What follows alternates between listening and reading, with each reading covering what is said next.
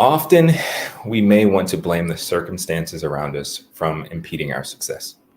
Even though that's an easy go to, sometimes it's simply the decisions we make or do not make.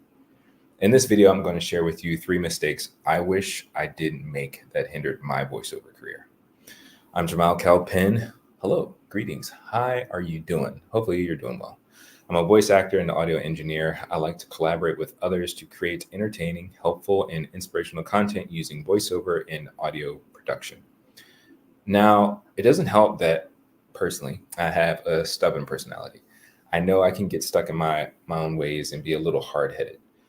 Ask my wife and my parents. But with some time, self reflection, and honesty, I've identified 3 things I know if I had made these adjustments, it would have helped me on my voiceover journey and my voiceover career. My hope is that you can avoid these mistakes that I'm about to share with you. The first one, trying to be perfect, trying to be perfect. And what that looks like for me, or looked like for me as a voice actor, one example is trying to do voiceover recordings without messing up, particularly when it came to long form narration like audiobooks or e-learning and things like that. I don't know why that is. Maybe it's maybe it's just this idea that you feel like, oh, I'm performing, I'm giving a performance just like if I was giving a performance on stage. You don't mess up your lines. You get it, you do it, you have to do them right. You have to get them right in one take. Even though you have this technology and this editing software that is specifically designed to help you cut up that audio and fix the problems. I spent so much time and energy and stressing myself out trying to do things perfectly, reading and narrating and getting my lines out and everything out perfectly. And it was just a waste of time and stressful. Another example of trying to be perfect is nitpicking on details, especially things that weren't obvious to other people. So as an audio engineer, my ears have been trained to notice and pick up on certain things.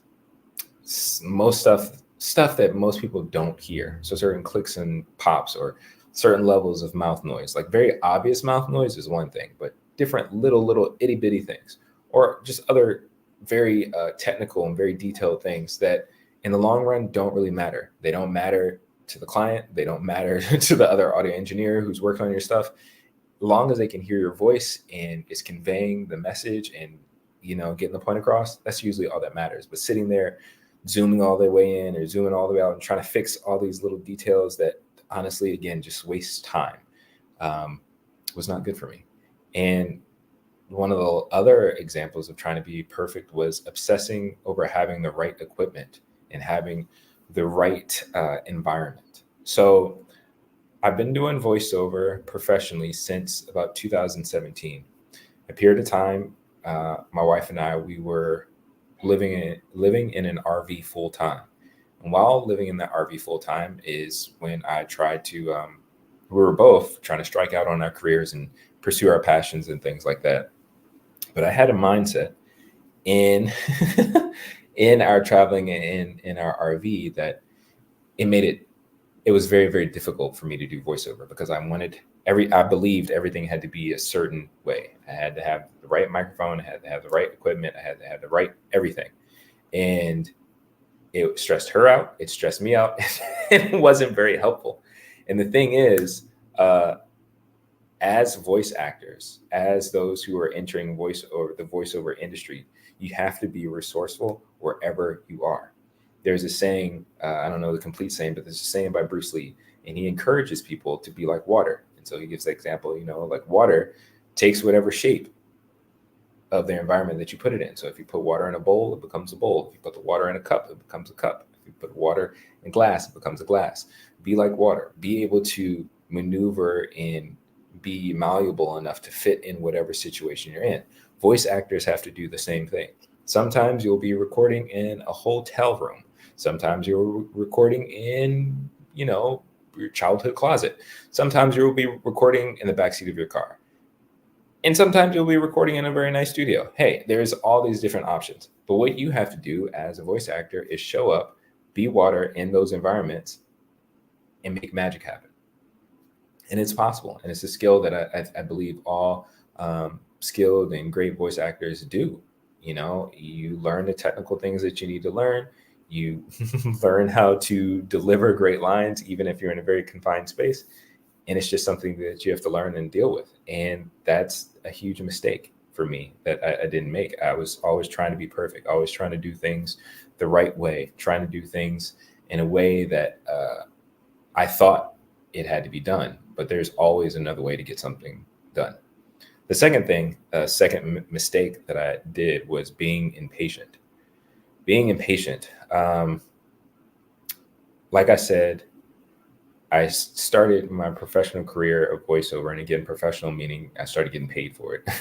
Professional career of voiceover in 2017, and I really, jumped headfirst into it about 2019 when my wife and I were traveling full time in our RV, which wasn't necessarily a bad thing, but for me, I was putting too much pressure on a really small starting business idea, which isn't always a great idea.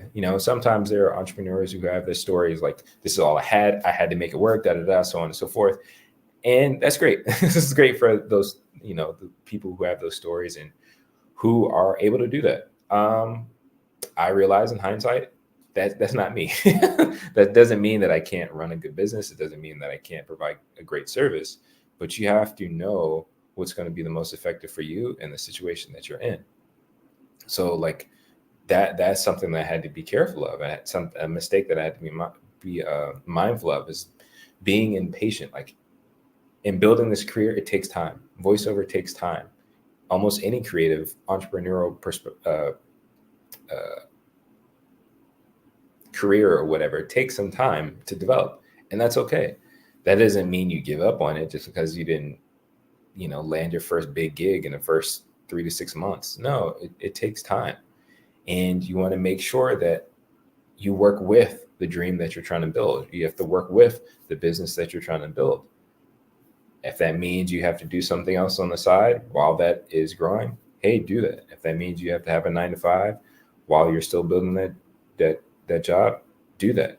That's okay. It doesn't diminish the fact of what you're trying to build. It doesn't take away that you're still pursuing something that you really believe in. I messed that up. That was a mistake I made because I was being impatient. I put so much pressure on having to make this work when in reality, you could have figured out different ways to continue to water and plant and make sure that the career grew in a more healthy way.